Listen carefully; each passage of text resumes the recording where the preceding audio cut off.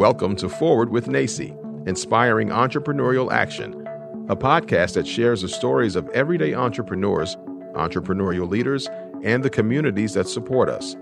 We hope that this diverse collection of stories brings you inspiration, inspires you to take action, and ignites entrepreneurship in your community as we make our way forward together.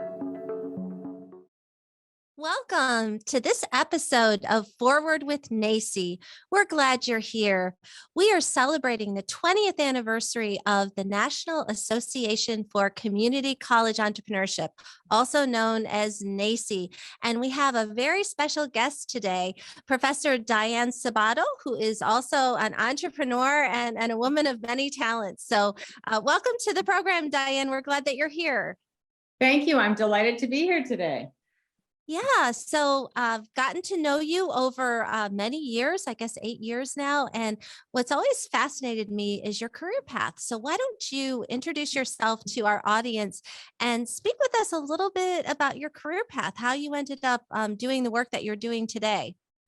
Absolutely.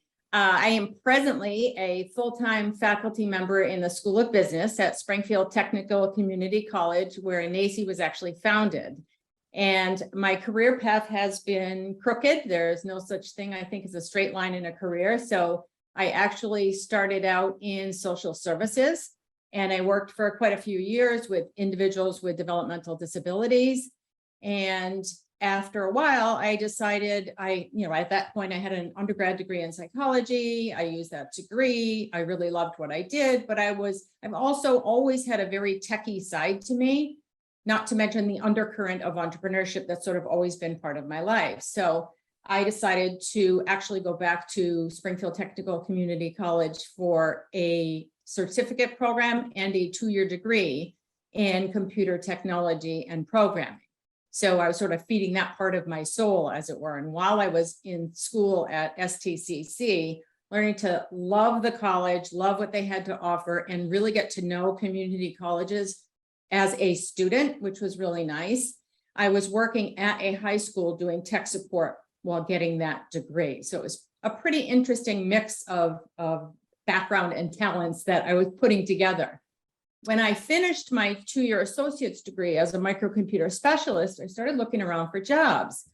And I saw this ad for a position that was new at Springfield Technical Community College, which I'll just call STCC. And it was to coordinate the Young Entrepreneurial Scholars Program at the college.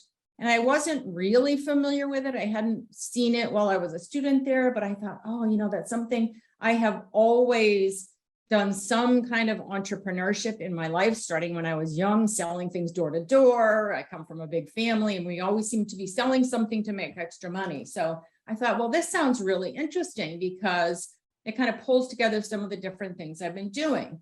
And they were looking for someone to build up a program, to build a kind of a pipeline of students from the high schools to the community college in entrepreneurship. So they started an initiative and they wanted to grow it. And I thought, that sounds really interesting. Let me apply for that. And sadly, I didn't get the job. And so I kept looking and looking. And then I got a call a few weeks later saying, well, the person that we really wanted didn't take the job. So would you like it? And I said, yes, absolutely. So I started then, and it's hysterical because every so often my boss would say, you really weren't our first choice, but I'm kidding. But you said yes. And there's so much. I said yes.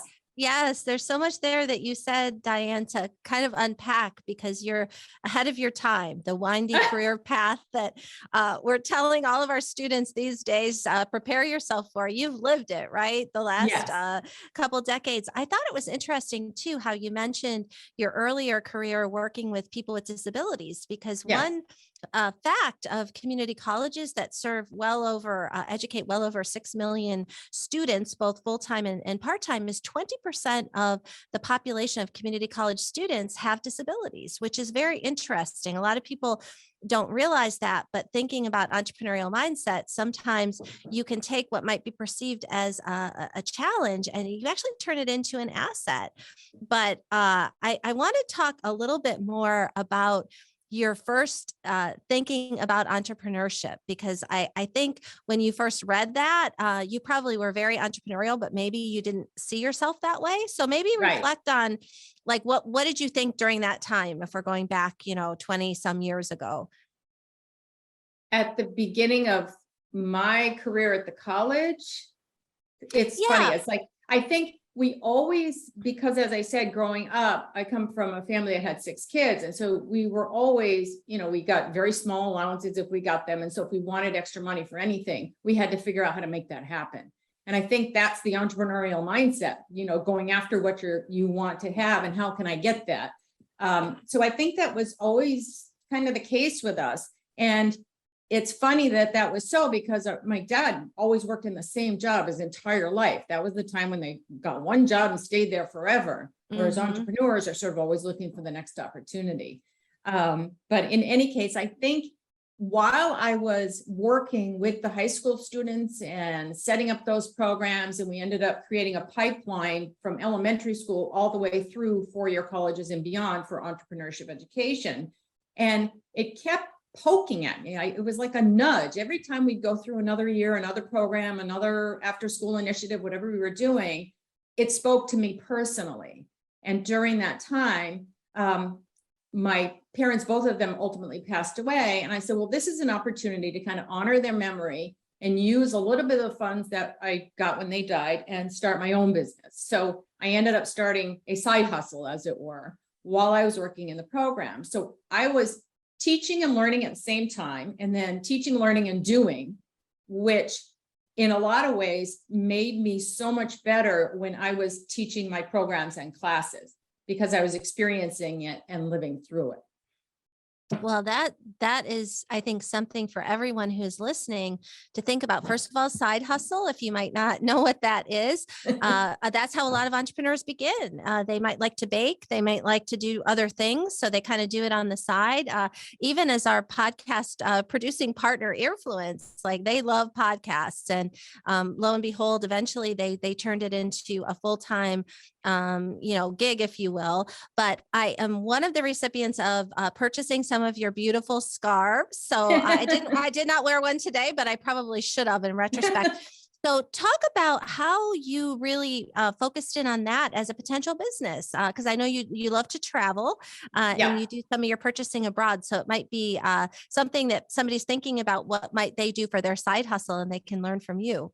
That's a great question. I have always been a scarfaholic, I like to call myself. So every time I go anywhere, travel anywhere, I would buy scarves.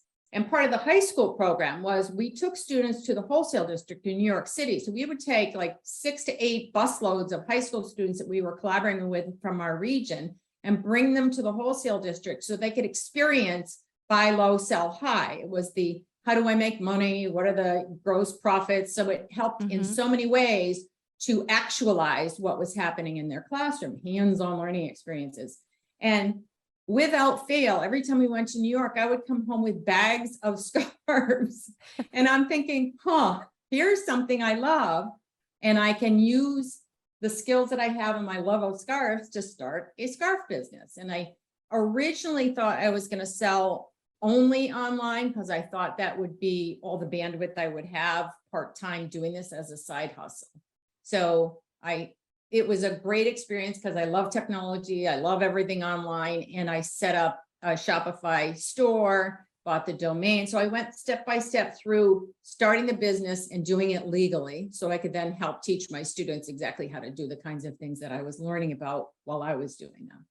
But it was something I loved. It's called Orange Scarf. It's an homage to my parents. My dad had 5 daughters, and no matter what we asked him about our outfits, does this look good? Should I wear this? He'd say, all that outfit needs is a nice orange scarf. And it was like his standard response. So that's why I named it so. And I like to give back to causes and volunteer. And I am definitely a feminist in supporting women's causes. So I support organizations that support women with my business. Nice. And maybe this October, when NACCE celebrates its 20th anniversary in Boston at the Park Plaza Hotel, might you set up a table in our marketplace where you can have some of your scarves and tell your stories? Because I, like you, love to purchase things when I'm traveling and out Yep, and about, and they bring back such good memories of yep. meeting people and experiences. And on that note, I would love for you to share maybe a memory or two of your early experience at a NACCE conference. And just for those who might be listening that don't quite understand that, when entrepreneurship became more, I guess, fashionable, if you will, or more Mhm. common, there was an early group of adopters that were together at Springfield Technical Institute, and they convened, I think, 139 people from around the Mhm. country that said, Mhm. entrepreneurship, yes, I will come to something. I have no idea what this is about. Yep. And what's interesting about this, Diane, is that we have a plaque in our headquarter office with the names inscribed of those, we're calling them those founding members, the people Wow. that raised their hand and came to the first conference. So our staff is actually going back 20 years ago and looking to find where those people are. You were easy to find because you never left. Yeah, I'm But still share, there. yeah, you're still there. So maybe share some memories of that first conference, maybe some of the people that you met. And I do understand that you still keep in touch with some of those folks to this day. Mhm. They might have different jobs, but you all have Mhm. sort of had this journey together. Absolutely. I think the very first conference that was held in Springfield, clearly as the organization that put it all together and was making it happen and saying, we know there's interest in entrepreneurship at community colleges based on the number of people that have come to visit our programs or called us, but we don't know if they'll buy into this kind of an organization. So it was holding our breath, basically. It's a collective holding of our breath. But what it turned out to be was it's sort of the Seth Godin, we found our tribe, the people who believed what we believed and knew that there was more than a place for entrepreneurship on community college campuses. As our earliest members and founders used to say, community colleges are where the rubber meets the road. We make things happen. And we were uniquely positioned both top down and bottom up to build entrepreneurship on all our campuses. So the experience of meeting these amazing trendsetters, each of them on their own campuses, were the trendsetters in entrepreneurship. They were the Johnny Appleseeds planting the seeds of entrepreneurship. And it was exciting and so fabulous to find people that you could connect with and then meet year after year, learn from, talk about things with, go over what you're trying and doing, what works for you, what doesn't. So the original sins, I like to call us, were people that went for years and years and years. So the Tims, Tim Matana, Tim Putnam, Carlene Cassidy, Donna Duffy, myself. There was so many people there for the early years. And then Heather at that time, Van Sickle was running the organization, your predecessor. And so there's people that just were there from the get-go and they knew that this was something they wanted to be a part of. And that thread of excitement and being invigorated and inspired started at that conference and I think is true to this day. So every year I could not wait to go to the NACCE conference to see my peeps. Basically, these are my tribe. Your tribe. Yeah. And what I think is really interesting, and you're right, Heather did such a great job the first sort of decade of NACCE along with others building it. And I think about tribe in NACCE language is that the tribe is very diverse. And I love that about this organization because, it's not that the tribe is everybody is the same. Right. What makes it vibrant, what makes it work is people have different life experiences. And what we're starting to see, and I'll give you just a little update, which is exciting, is back in about 2015 or 16, when NACCE really had to grapple with kind of funding challenges, we were dependent on one funder, we thought we're going to go bold. We are going to really lean into diversity, equity, inclusion, and try to really not only diversify our membership even more and our board, but our funding base. So fast forward in 2016, our annual budget was about $1.2 million. In 2022, our organizational budget is $10.4 million.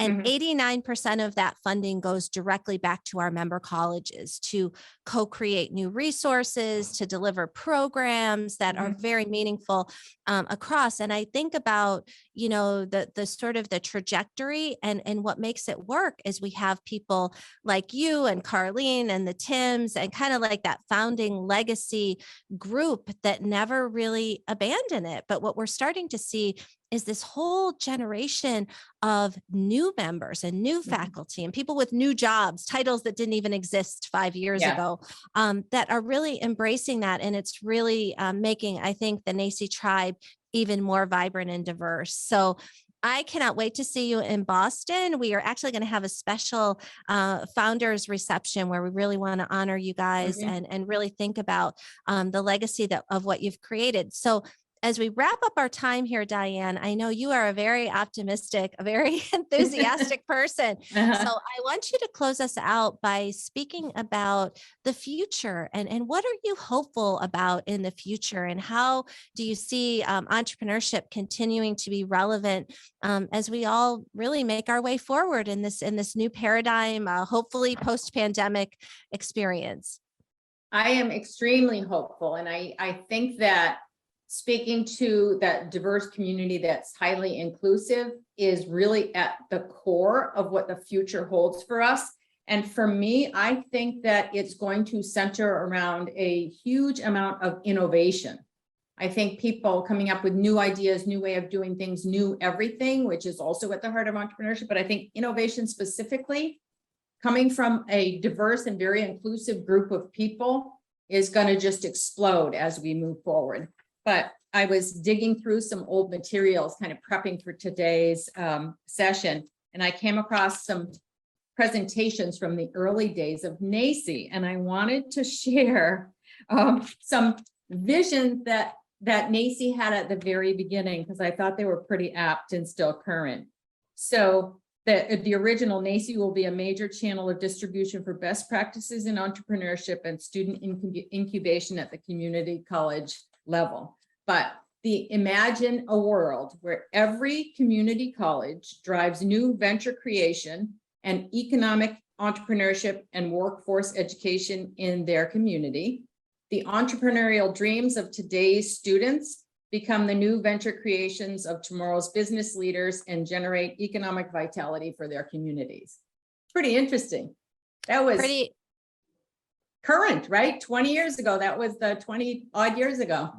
And it's so apt because you think about what we're doing with the Everyday Entrepreneurial Venture Fund that was created by the Wise Millers. We are launching this Entrepreneurial College of the Future initiative with 15 colleges. So it just shows you really the power of putting the intention out and sticking with it, right? So, even as things wind in your family and in your career, you all just stuck with it. And I think about Carlene too. Now she's running a foundation, and how generous the Radcliffe Foundation has been with Carlene's leadership moving things forward. So absolutely. I thank you so much, Diane, for sharing that. We can't wait to see you in Boston. We have a lot of exciting things planned.